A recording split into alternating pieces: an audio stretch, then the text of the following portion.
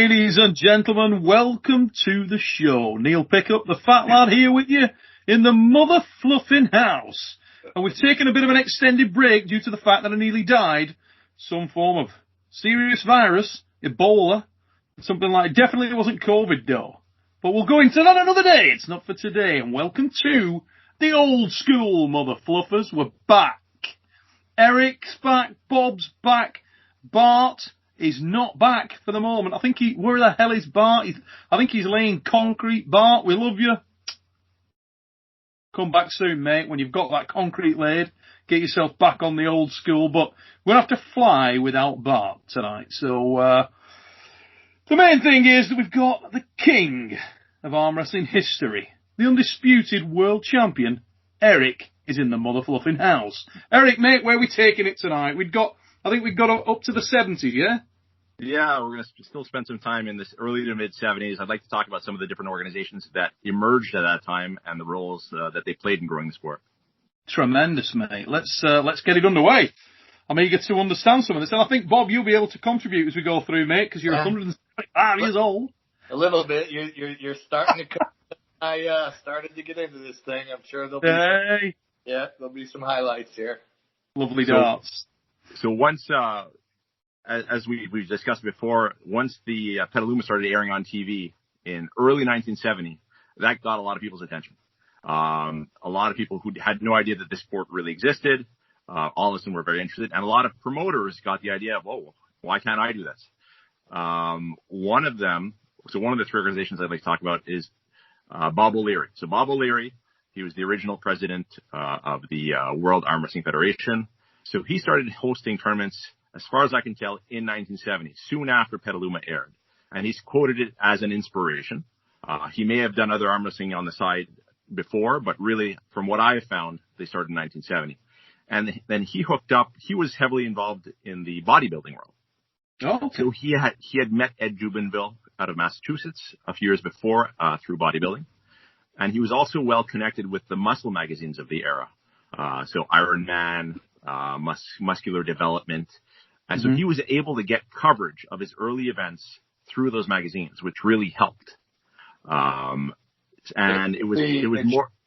It should be noted that, just so people who know, so Petaluma was all on the west coast of the United States, but Bob O'Leary was out of Scranton, Pennsylvania, way on the east coast. So, total different area of the world. Now, a lot of East Coasters went to Petaluma in the early days, but, just to give people a little. Exactly. Petaluma, Bob wasn't a competitor, was he, Eric, or anything like that? He was just Bob was enthusiast. Not, no. Right. He was just an enthusiast, yeah. Yeah. So as Bob said, so in 1970, Petaluma was still very much a California-based tournament. 95% of the competitors were from California at that time. But with the coverage, as Bob just said, people started coming from a little further away. But Bob was one of the first, or Bob and a few other promoters in the Northeast U.S. were really the first ones to establish the organized sport of arm wrestling on the Northeast coast. A few key differences. Bob and what was most popular in the Northeast was sit-down arm wrestling. So sit-down arm wrestling, at the very beginning, it was wrist wrestling grip. So non-competing hands. Yeah, underneath the competing arms. 1972 is when they came up with the idea of the peg. So starting at the Nationals, or I guess the Worlds in 1972, was the first time in that group of promoters to have used a peg table.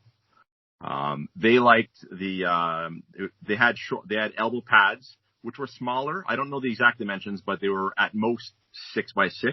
They were square, and they had pin pads. And the pin pads were, I don't think they were 2 inches. I think they were a little lower.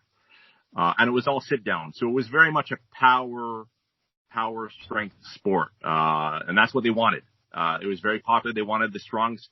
Bob and Ed Jubinville, they liked the fact that the strongest man should win, not necessarily the best arm wrestler. And technique was really rudimentary back then. But for them, another thing that was different is that in Petaluma, it was all single elimination.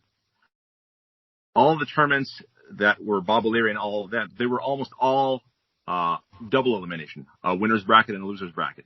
So that changed the sport, and that's, the WAF has always been double elimination, and thank God for all of us as competitors. It makes it a lot more appealing. So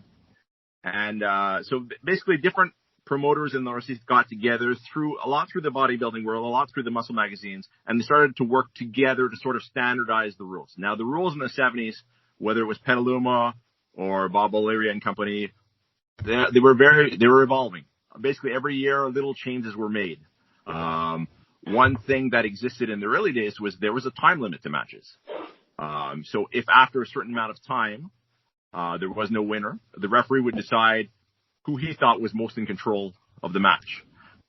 So I'm happy that disappeared as well, because wow. Yeah. Imagine that now in the WAL if Devon was competing. Bart was red. Devon would be. Another difference was, so WAWF was never, it was always more the amateur stream. There was never money attached to the nationals. Well, there have been exceptions, but for the most part, WAWF, it was not a money. It was for the glory, for the love of the sport. Yep. Petaluma was like that through the mid-70s as well. The first major organization to offer money was the Carling O'Keefe World Wrist Wrestling Championships. They were based in Timmins, Ontario, Canada. So once again, Fred Salvador was the director of Parks and Recreation for the town of Timmins. He saw Petaluma on TV, and he said, this would be great for our city. Very comparable city in terms of size. It's not a very big town. He was a politician. He was well connected with politicians and the media. So he was able to get national coverage by his, I think, second or third year. And as of 1972, he was already offering $500 to the winner of every class. And that was unheard of in arm wrestling. Yeah. So that was, and that's where all of the initial people in Canada, John Miazik met, the guys who were starting it out in Quebec, the guys who were starting it in Ontario. This was the big annual trek. There may have been other smaller tournaments, but Timmins was in the middle of the country. Everyone went there to prove that they were the best. And it was the biggest money contest. So for a few years, they were being referred to as Petaluma North. And some people actually eventually started trying to win both, in Petaluma and Timmins. So in Canada, by far, that was the most influential, event.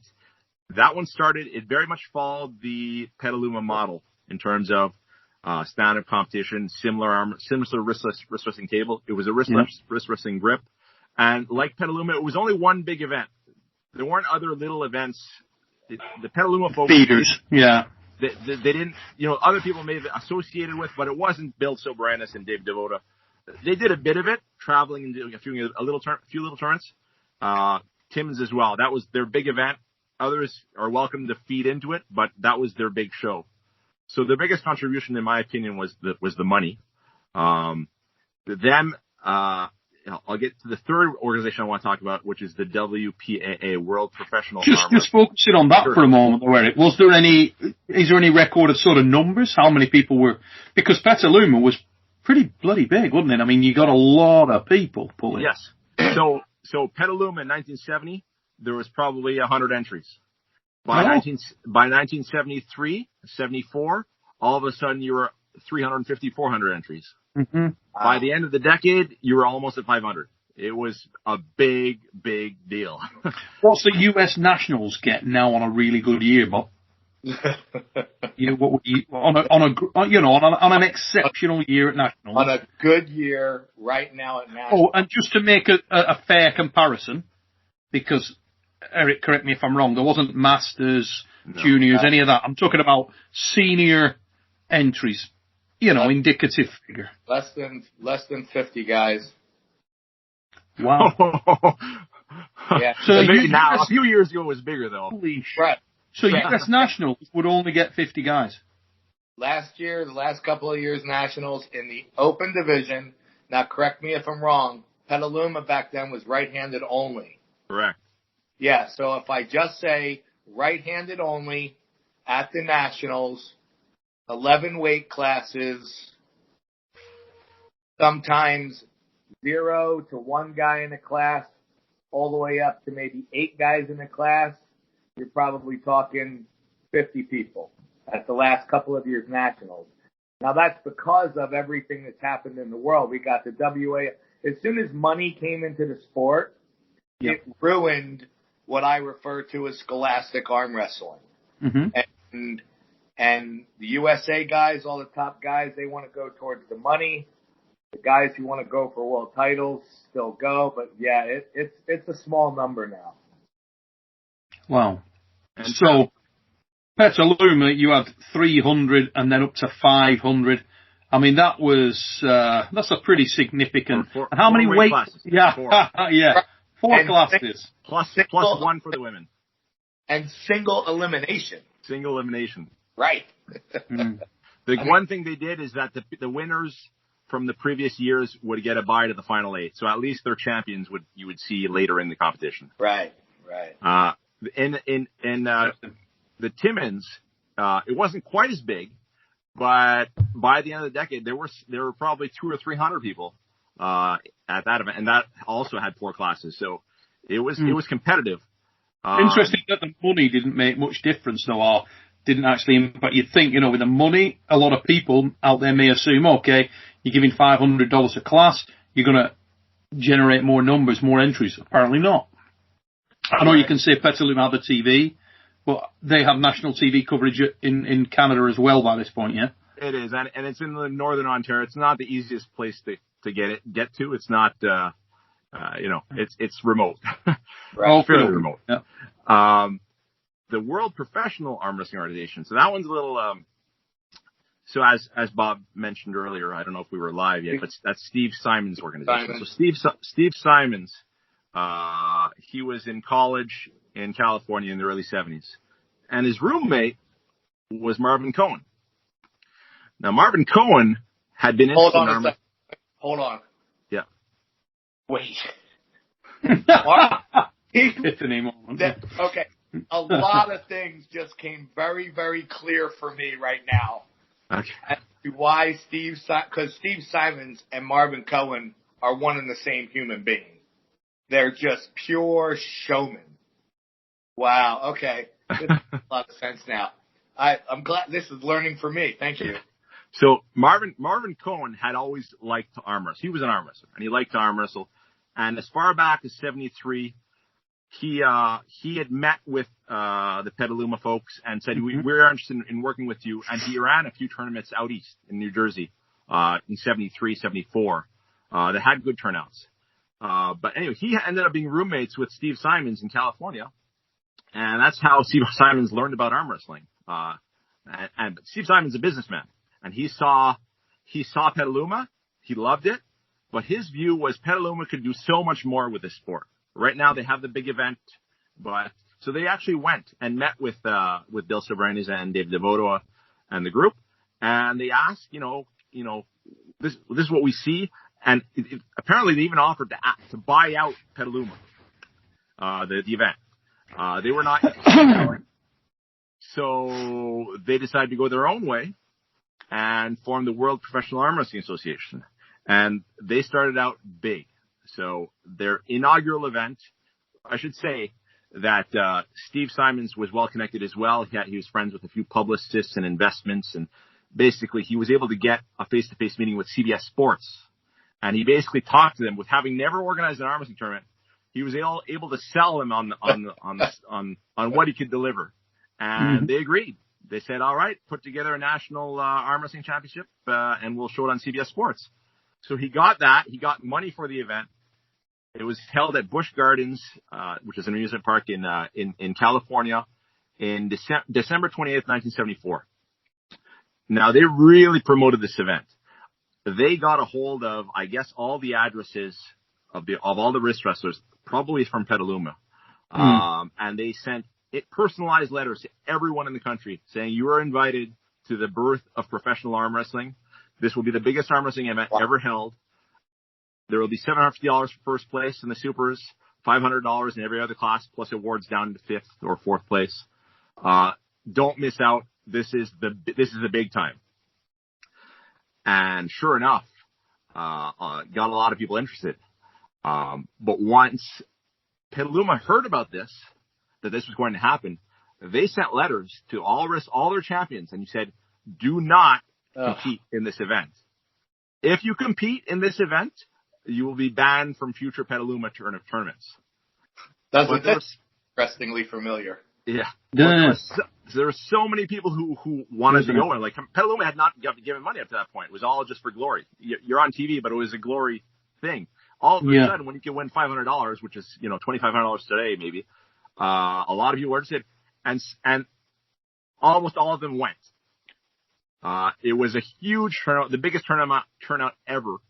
They say 450 entries. I don't know if that's exaggerated, but the point is, it was at least as big as Petaluma, if not bigger. The first year there was 4 weight classes for the men, 1 for the women, and 100 person classes. Like, it was huge. Wow.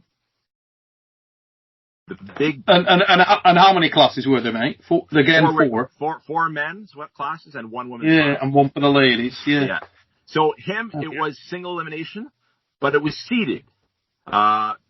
Steve Simon's background was in tennis. He was a competitive tennis player in college, and he always liked the seeding aspect. So based on his knowledge, based on Marvin's knowledge, they seeded the brackets so that the best guys would only face at the end, which is, for professional sports, I think is the way to go. So that was what was a little different. Petaluma was always a random draw, except there were a few buys for the previous champions, but they really seeded the brackets.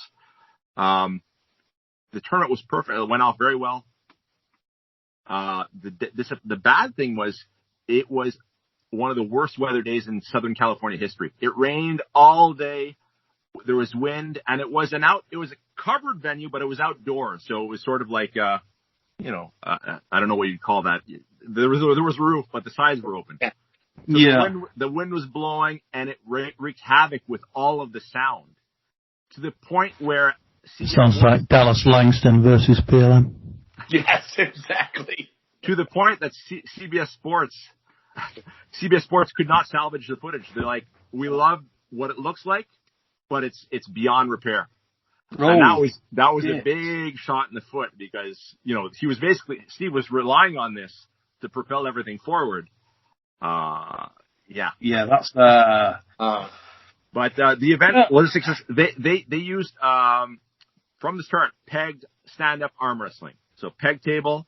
The first event, I think, was elbow slots, but as soon as the second event came around, it was the donut padded elbow, straight across elbow pads, donut shaped. That became very popular. Yep. Everybody called it the over-the-top table. Right. So some of the other tables, like Petaluma, they had slots. So they had a place to put your elbow, but there was no pad. It's just a slot that you put your elbow in. So a few differences. What happened is that Petaluma was forced to start offering money. So as of the 75 event, like, we got to compete. Not only are we welcoming all the competitors back, but we're giving you money this time. So that was good news for the professional arm wrestlers. Right. Didn't the WPAA also have a double go system? They started that a few years later. So the first couple of years. So I'll get to that in a moment. Initially, they did not have that. I'll get to that in a moment. So the second year of WPAA, they decided to expand. They hold 4 regional events for money. Not big money, but still probably $100 to the winner.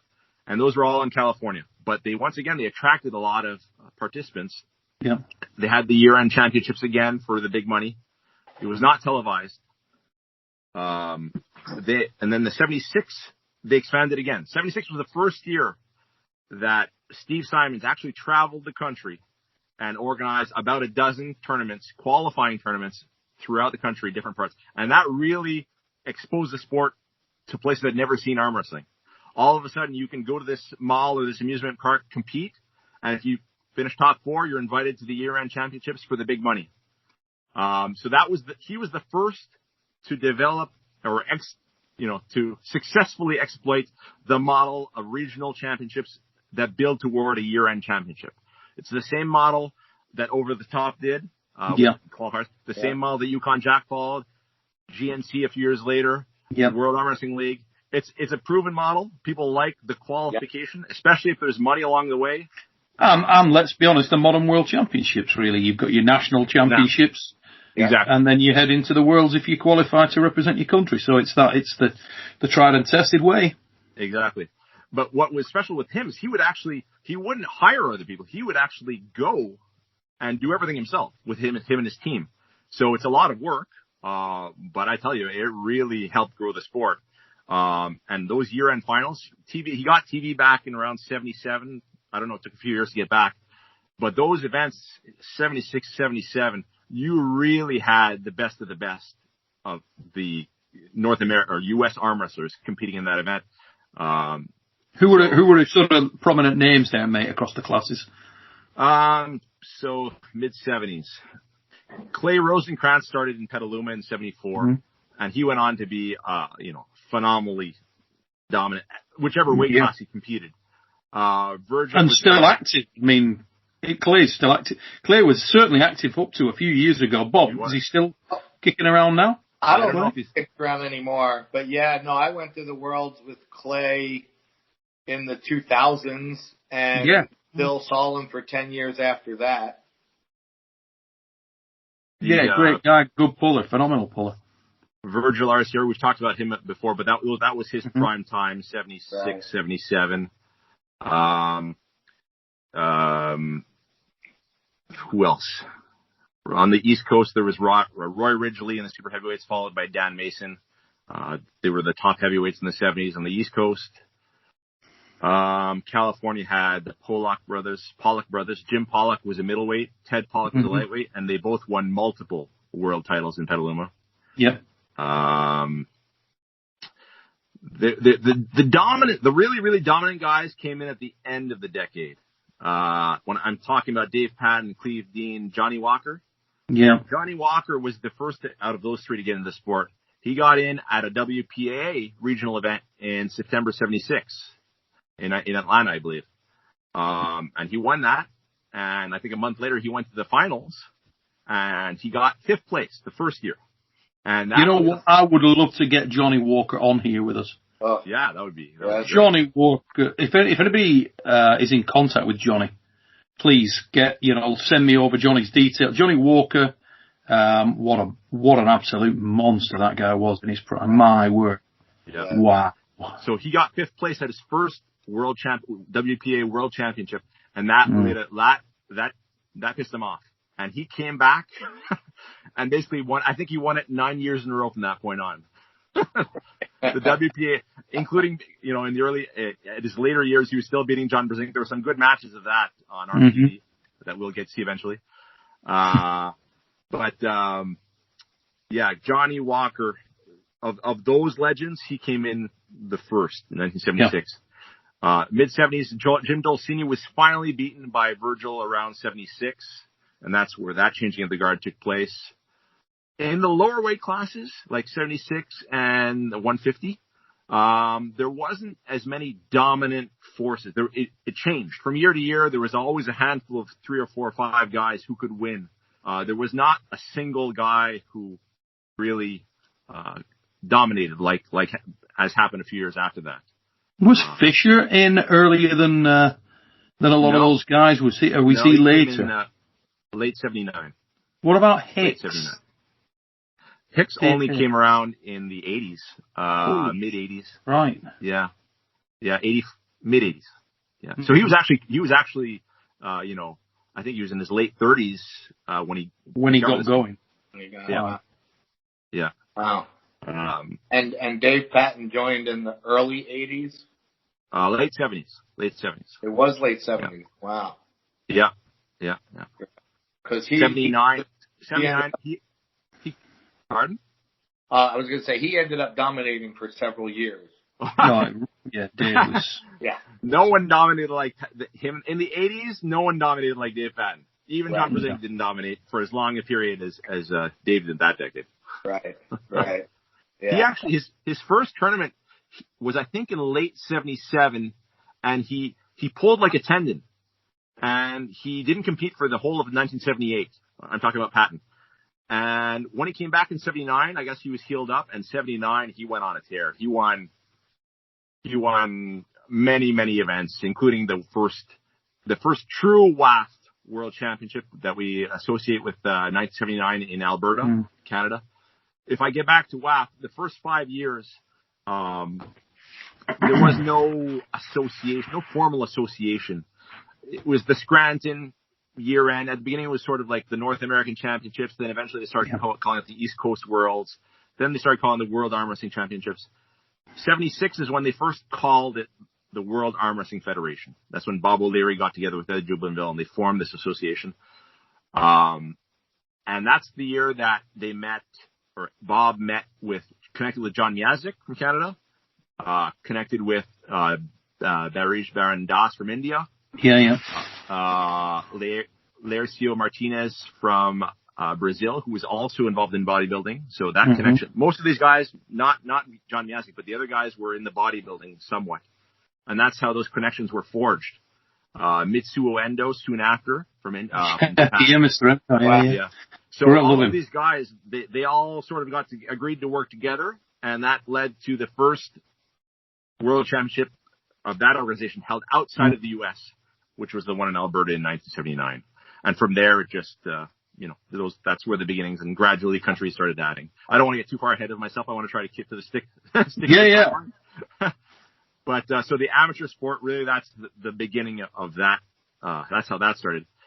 Carling O'Keefe, it just kept growing and growing and growing. By the late 70s, that's when you would start to see the Americans come up. Clay Rosenkrantz, he came up, I don't know if it was 77, 78. He entered all 3 weight classes. So that actually had 3 weight classes, had 175, 200 and above.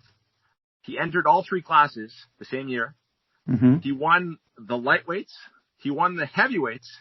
And I think he got second or third in the middleweights. So that's in classes that have 50, 60 people per class.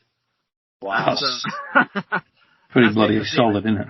Isn't it just? Wow. Here's one for you, Eric. When obviously, you're the Petaluma Championships, all of the 3 you mentioned, the one on the West Coast, the one on the East Coast, and the one in Canada, when they were all getting solid numbers, sort of the 300 to 500 range of entries.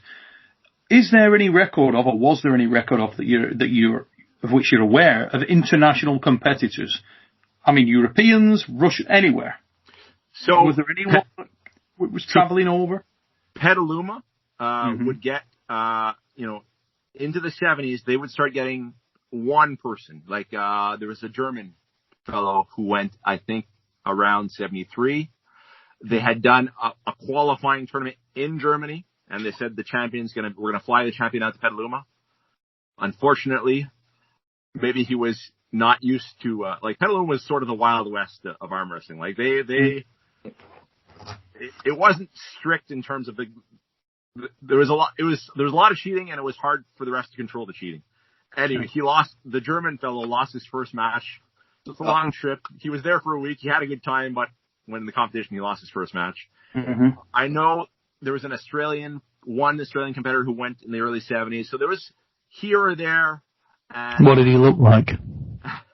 I'm not sure. Tesh, was it? Because I can't believe that Danny Tesh may be timeless. I don't know. The theory of... Yeah. So Petaluma had a few here and there.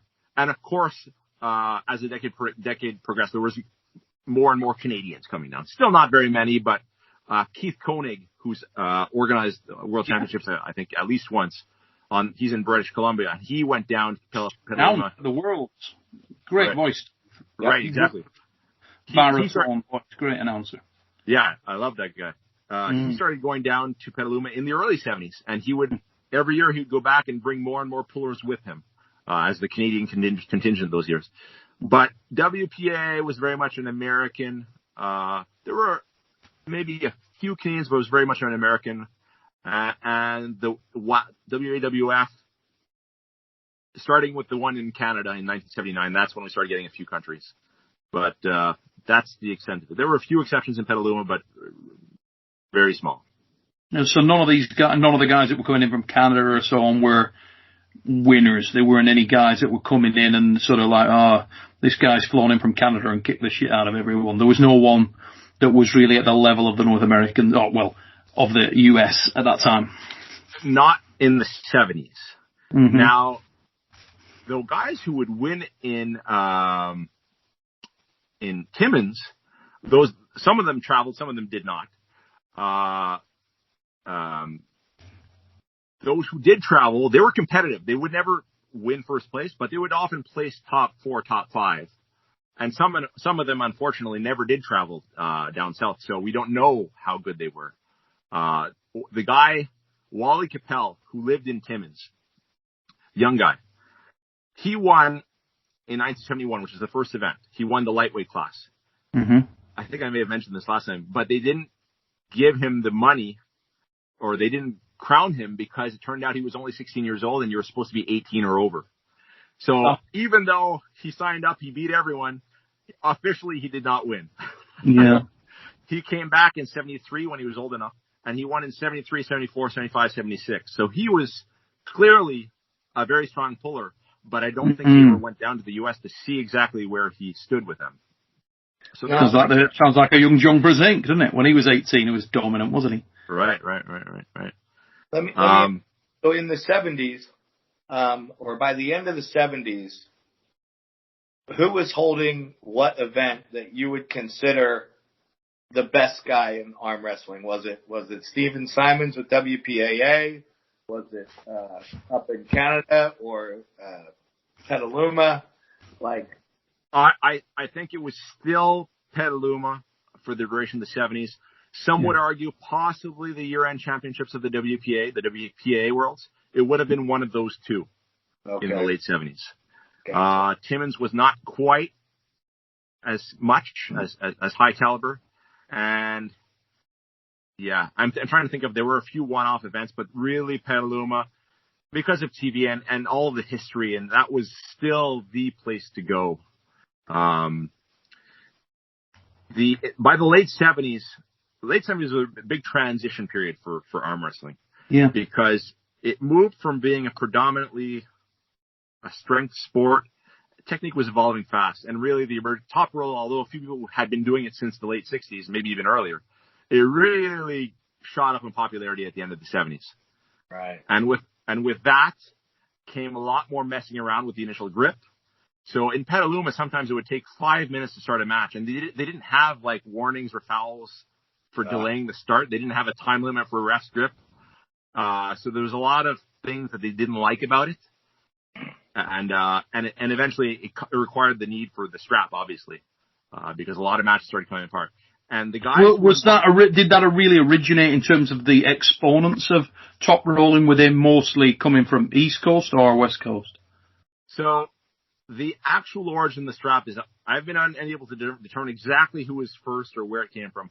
I can tell you that Dave Patton was one of the very first proponents of the strap. He pushed it hard in the AAA tournaments on the East Coast.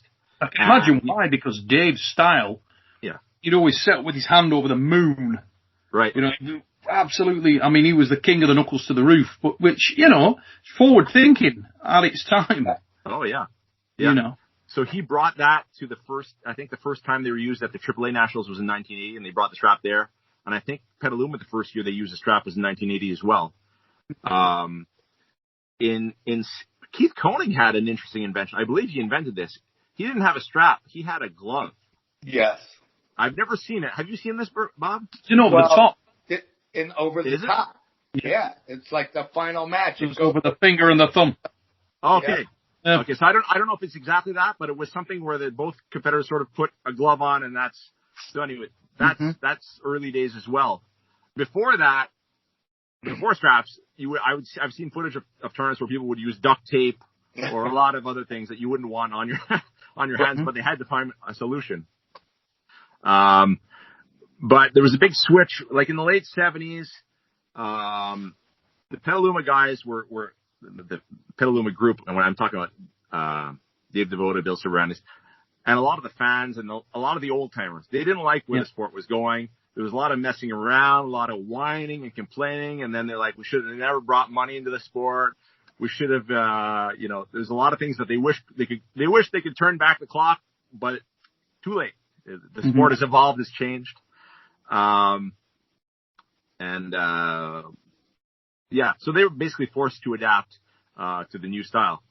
If I wasn't planning on it, I can go into another organization that started in 1978, Armwrestling International. So this is the Tony Celeste's organization. So he organized tournaments in Las Vegas.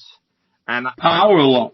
I don't know how he got the money or his connections, but from the start, he was hooked up with ESPN. This is early days of ESPN. And his very first event in January 1978 was single weight class, open weight class, professional arm wrestling. Money down to 8th place. Right hand only, obviously. He used a stand-up arm wrestling table similar to the WPAA table. The one difference was that the table was a little wider. So the elbow cup, you know how it's 2 inches from the edge on a standard WAF table. It goes all the way back for WAL. This one was about 4 inches from the edge. So that changes things significantly. There's a lot of techniques we see nowadays that I don't think we'd be able to see on a table like that. No. So some people like that, some people didn't. But that first tournament had 2,000 for first place, all the way down to I think 100 for 8th place. But 2,000 in 1978. What was that? 10 grand or something? That's a equivalent. That's a hell of a win. And so that was won by Virgil Arciero. John Woolsey got second. Do you know how many entries there were? That I don't know. From speaking with John, he said it was not a huge turnout because I think people realized, even though they're paying top 8, I think there may have been 20 or 25 people. It wasn't a huge thing. So it was that sort of, you can go, but you ain't going to win. And then, so the power lock, that was what he eventually developed, is that he did not like the strap. Steve Simons did not like a strap, and Tony Celeste did not like a strap. And they saw it as, I know at least Steve Simons saw it as a potential liability. You're restricting movement, so that he's sort of worried about getting sued if somebody gets hurt when they're tied. So what Tony Celeste started doing is that if you slip, you start in a hook. So initially you did not start in a hook. Years later, you would start in a hook. But at that time, it's if you slipped, start in a power lock, and then it goes where it goes.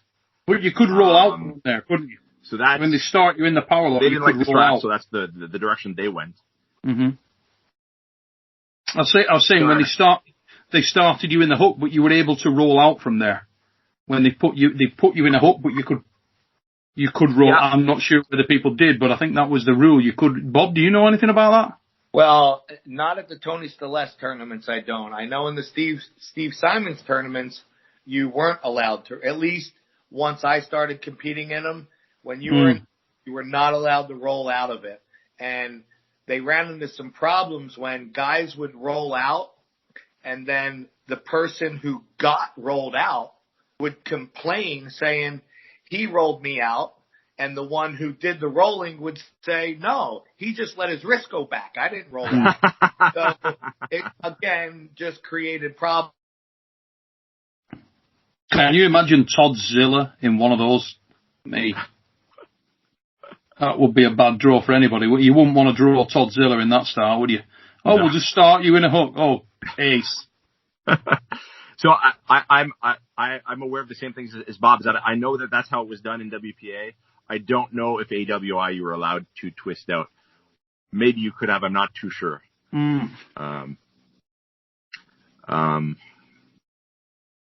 Again, even with that kind of money, though, no internationals that we are aware of. The reason I keep asking this question, I'm trying to track who was the first ever sort of recognized international star arm wrestler. Who's that guy? The first one. Non-US. Who's the guy? I have to think about that. I have to look through my records a bit. I don't know that one offhand. We may have just lost Bob, but I'm sure we'll be back in a second. Yeah, that's a very interesting question. Yeah. I wonder. For Canada, I would say Dave Higgs and Gary Goodrich were probably the very first, at the top level. Those would be the names that come to my mind in the 80s. I'd have it's to an interesting one, isn't it? Yeah. Maybe next time I'll come a bit more prepared for that question. Yeah, it may be that we don't see them for a long time, you know? Right.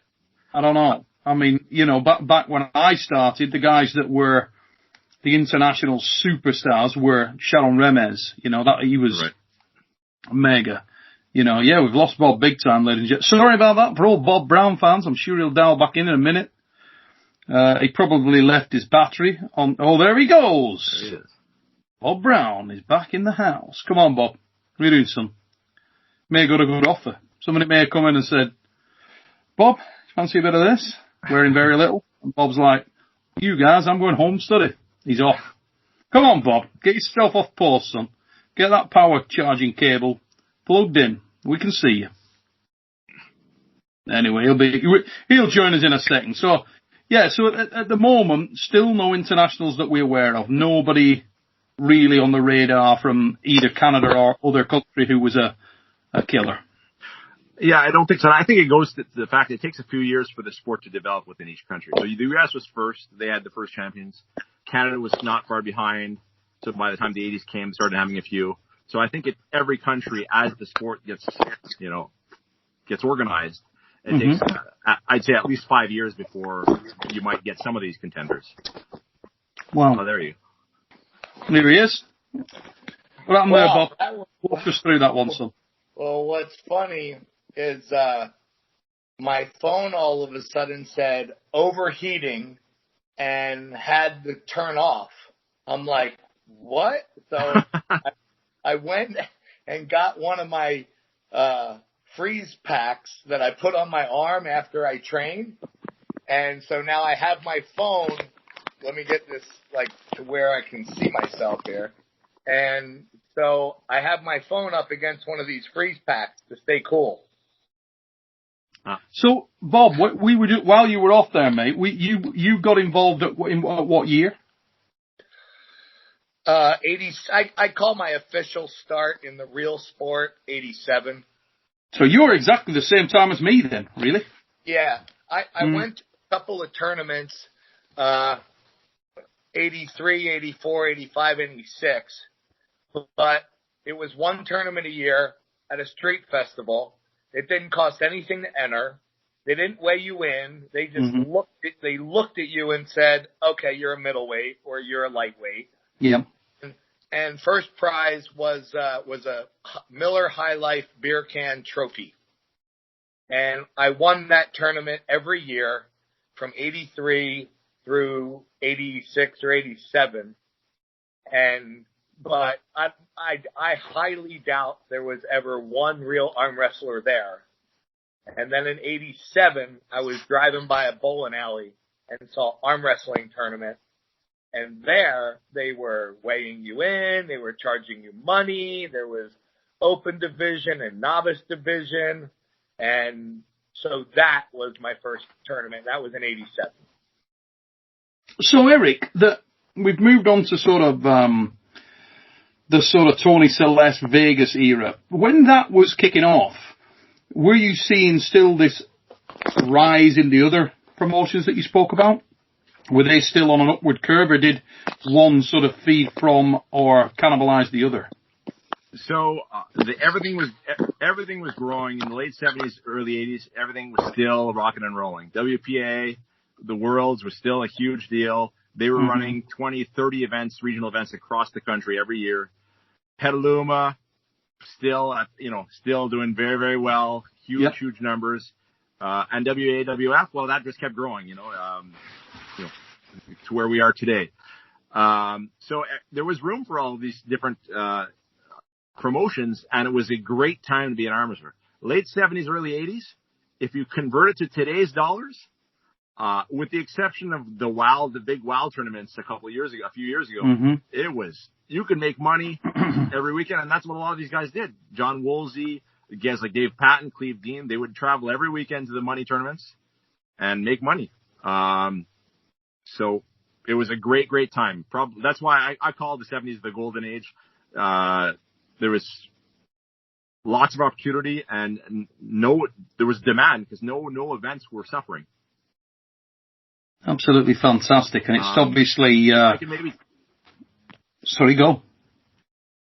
I was going to talk about, because we're sort of in the late 70s, I want to talk about Cleve Dean's entry into the sport because it's pretty interesting, I find.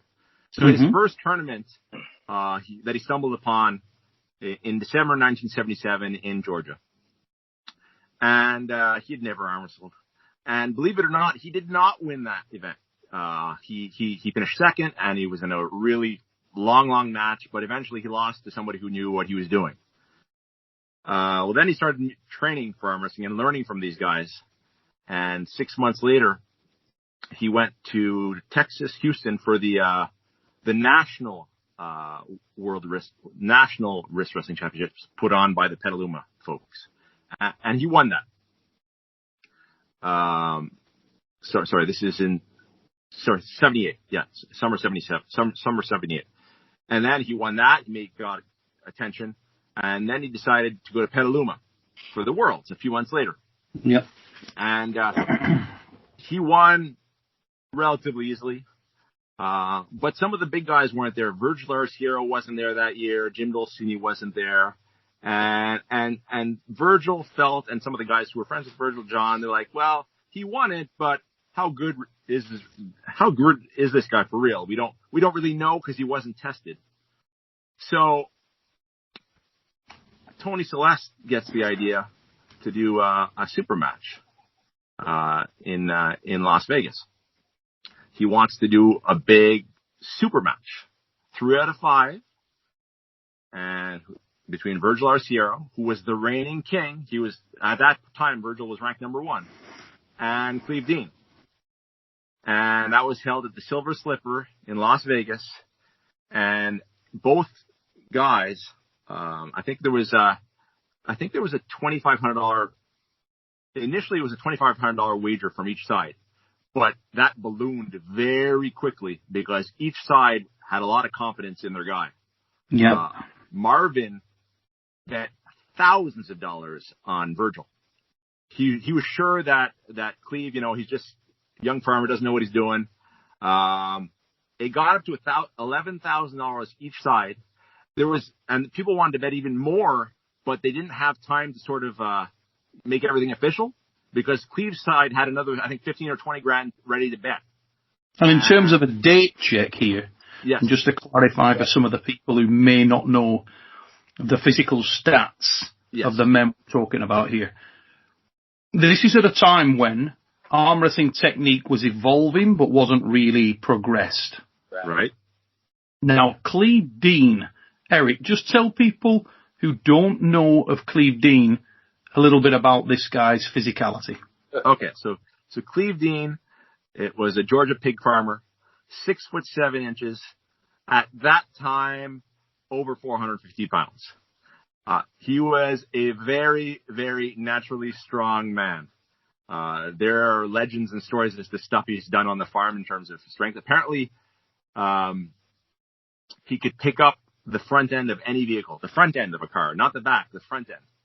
And Virgil, when he heard that, like he had heard this from some of the backers, so like the night of the match, he would hear these stories of how strong Cleve was, and he couldn't believe the stories that were being told. Virgil, on the other hand, is not a small guy. He's 6'5". He was about 245, big, strong, rugged man, and he was proven. Like he had won Petaluma, he had won a lot of the big events, and he hadn't lost a tournament in 2 years. So at this point, this is November 78. This is with less than a year into the sport for Cleve Dean, whereas Virgil had already been in the sport 4 or 5 years. Yeah. So to look at the two men, you would think Cleve would win, but Cleve, he was a newbie, and so that's why both sides were so confident in their men. Right. This was not a 3 out of 5, so it was a 2 out of 3. 2 out of 3. And on the first match, sorry, is there any more build-up that you want for this? I'm hoping to make this as exciting. But basically, there was a lot of money on this match. By far the biggest match ever held for arm wrestling. Mm-hmm. And the first match, Cleve just top rolls right through Virgil. Like, pretty fast. It wasn't a flash, but it was Virgil didn't constant motion. Yeah. Constant motion. And then Virgil was like, what the heck did I say? Who is this guy? And the good thing about this event was that it wasn't like today's super matches where they didn't have just a 2-minute break. There was like a good half hour between rounds. So that gave him time to speak to John Woolsey, to speak to his team. What should I do? And then he just said, mate, there was $40,000 on the match and you had half an hour. It gives you good enough time to poison the mother's beer. We are old school in England. Anyway, carry on. So he realized that to beat Cleve, fighting hand against hand fighting up top was not the way to go against this man. So he decided, I got to try and find a way to get arm to arm. Okay.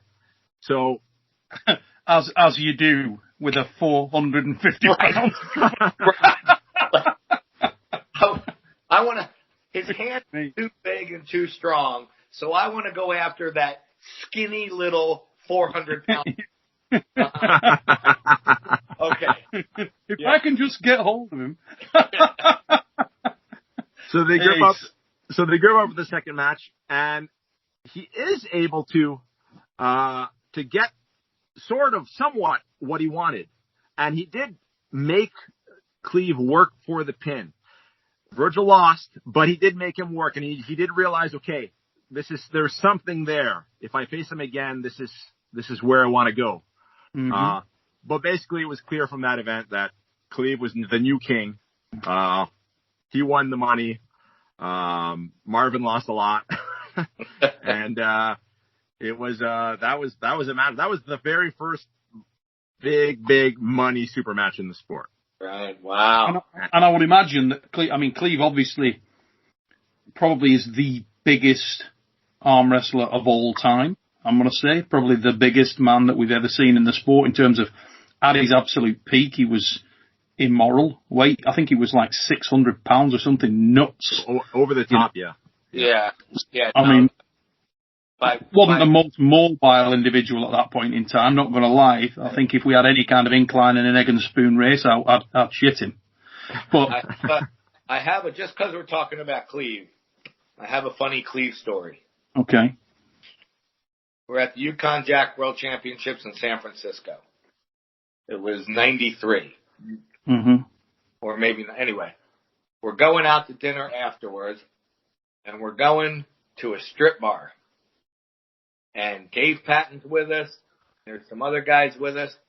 We're walking into the bar, and this hostess is walking us, and I'm looking at all these tables, and they're small. And I said, where are you sitting at? And she pointed to the table. And I said, I don't think that's going to work for us. And she turned around to me and goes, well, it's going to have to work. And I'm like, okay, honey, take a look at the guy 5 guys back from me. And she turns around and is like, oh my God, yeah, that's not going to work.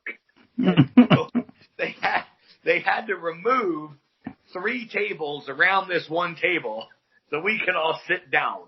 And it was unbelievable. And at that time, I think he said he was dieted down to 550 pounds. He had lost like 100, 200 pounds to get down to 550. Cleve was just the loveliest guy as well, wasn't he? Nicest guy. Oh my God. Yeah. Honestly, I mean, I know, you hear people say that about a lot of guys, but in the case of Cleve Dean, that is 100% genuine. The man was a diamond. He was great. You could go and sit next to Cleve Dean at any event, sit down and start talking to the man. He was as open and as genuine, as honest and as straight as the day was long. Just an absolutely lovely, lovely man, and what a massive loss it was to the sport of arm wrestling when he passed. I mean, true legend. One thing that I thought was, I don't know if this is true, if this is the reasoning. But Cleve was so good in his early years in the sport. Tony Celeste, he changed the rules for his super heavyweight tournament. There was a weight cap, believe it or not, for the super heavyweight class. I think it was something like 310 pounds or something. And I think that's probably because he didn't want Cleve coming in and winning every time. I think that's why. I don't know, but I've never heard of a weight class for arm wrestling on the super heavyweight division. No. Yeah. Super heavy, not a max, super heavy. There's been other giant pullers, Zini from the Czech Republic, obviously, Alain Karayev, some big boys, Right. And Karayev got big, I think he got bigger when he went out of arm wrestling, actually. Right. But another giant individual. We've had some big boys compete, But if that was just to control, if that's because he was too good, I think it's sort of a sucky situation. Big time. Right. Exactly. And still to this day, I know people talk about the size of his hands, and other people are like, "Oh, this guy's hands might be bigger." Simplinkov's hand was really big. I'm like, no. You don't understand. I've gripped up with Cleve. I've gripped up with every heavyweight guy. I mean, whether it was just to get a photo next to him or what. But I've grabbed every big hand in the world, and not even in the same planet. No. You've hand. Yeah, Cleve was sick. I mean, I was mucking about with Cleve on the practice table, and it was almost an impossibility for me to arm wrestle the guy. He was it was just ridiculous. Yeah. If you posted up at all, you just couldn't get hold of him. He was just too big, and then he just dropped on. So there's nothing. Yeah. Unless you had a very, very large hand and a long forearm, you couldn't even get in the match. It was just so big. I remember John saying that he was, John's situation from a hand and wrist perspective, you could pretty much control anyone and anything on an arm wrestling table. Yeah. And John said, well, I struggled to contain that guy. I mean, it was just... Yeah. John was forced to grip him literally down around his wrist. He wouldn't even attack his hand because he couldn't get a hold of it and he couldn't do anything with it. But later, at some point, John realized if he just gripped him down low on his wrist, he could force it into a hook. And John, in his usual honest self, said that he felt like the only reason that worked at that time was because by that time, Cleve had lost mobility to a large extent, so he couldn't maneuver his size. Right. He was relatively immobile. John said had he not been immobile at that point, probably couldn't have done anything. Right. He was that massive. Yeah, he was an amazing guy. So, we are 57 minutes into this show, ladies and gentlemen. It's going to take us to about the hour mark, really, with the intros. And I think that's a great place to leave it. It gives us a very clear break point and a start point for the next time in. And it's nice that we've got into another of arm wrestling's true legendary superstars, Cleve Dean. And this episode should be dedicated to him and all his family from everybody that knew Cleve within the sport. As I said earlier, when that guy passed, it was a massive loss for the sport. I really felt saddened by it. It was a lovely, lovely man. And a genuine, remarkable individual. Just an absolute unique entity. I think in any sport, really. And it's fortunate for arm wrestling that we had him in our sport. And I want to say a massive thank you to my guests again. Bob Brown, great to have you on the show, mate. Great for your input there. And a massive thanks also to Eric. Eric, phenomenal. Absolutely phenomenal. Font of knowledge, mate.